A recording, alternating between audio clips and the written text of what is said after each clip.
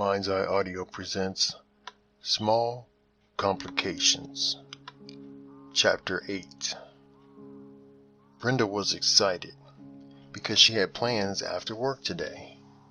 Brenda wasn't really the type to do a whole lot of hanging out after work. She took her responsibilities as a wife, mother, and career woman very seriously. But whenever she decided to kick it, she went all out. Lately, she'd been treating herself to Friday nights out on the town. She deserved it and bore no guilt about this decision. She was sure that Bobby, her husband, understood. But tonight was a Wednesday night, and she allowed doubt a momentary resting place in her mind. Is this appropriate? She wondered briefly. Nah, Bobby's cool with it, and I'm a good woman. I take care of home. So what if I decide to go out one Wednesday in my whole life? How does that make me a bad person? She dismissed the thought and made the phone call to lock in her hump night plans. So, what's up, Bobby? What's so important that you needed to take me to the House of Ching to talk about? We've known each other for what, 5 years now? And we've never so much as shared a Happy Meal together. The suspense is killing me, Shelley said excitedly. Shelley's greenish-brown eyes sparkled in the candlelight of their private booth in the back of the restaurant. Bobby had never noticed that her eyes were that color before. The waitress brought them silverware and glasses of water. She asked them what they would like to drink in a very heavy Asian accent, which made Bobby smile to himself. When she spoke, it reminded him of an old Two Live crew. He half expected her to say, "Me love you long time."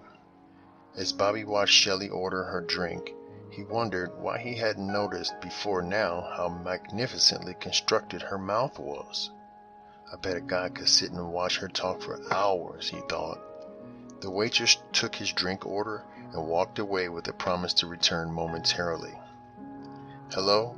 Brenda said to the voice on her telephone. So are we still on for tonight? After a short pause, she said, So I'm meeting you at the usual place around 5 o'clock, right? For the next few minutes, there was more chit-chat mixed in with smiles and giggles, and then she said, Okay, bye, and hung up the phone. Brenda was definitely excited.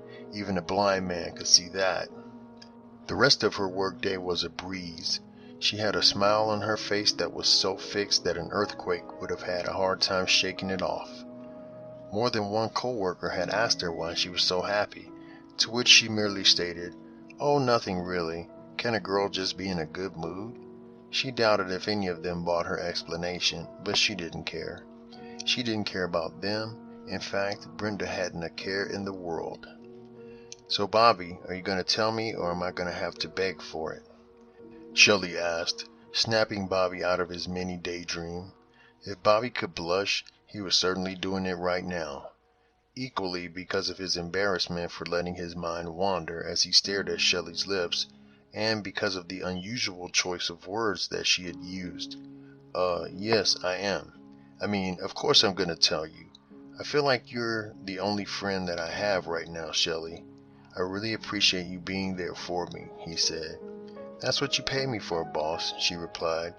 There was a strange look on both their faces after she'd said that, and she quickly added, I mean, that's what friends are for, Bobby. I really care about you, and it's my pleasure to do anything I can to help. Her beautiful eyes spoke honest sincerity to Bobby, and she could have sold him the Brooklyn Bridge at that moment. Well, I just wanted to let you know that I'm very grateful for you. It isn't easy for me to open up to people. I've been my own man my whole life. I've shared more with you in these past few weeks than I have in the rest of my entire time on this planet, I think. Bobby said, and they both laughed. The laugh was uncomfortable, and there was an awkward tension in the air. At that moment, he decided that if he was going to tell her, that he better do it now. He took a very deep breath and, Here are your drinks, the waitress said, startling both of them. They had not seen her approach their table, and they both jumped slightly. They laughed again, and this time it was a much more relaxed and natural laugh. She walked into Club 24/7 and immediately scanned the room. The place was crowded, though not overly so, with the typical party people in attendance. Brenda was surprised to see so many people at the bar on a Wednesday night.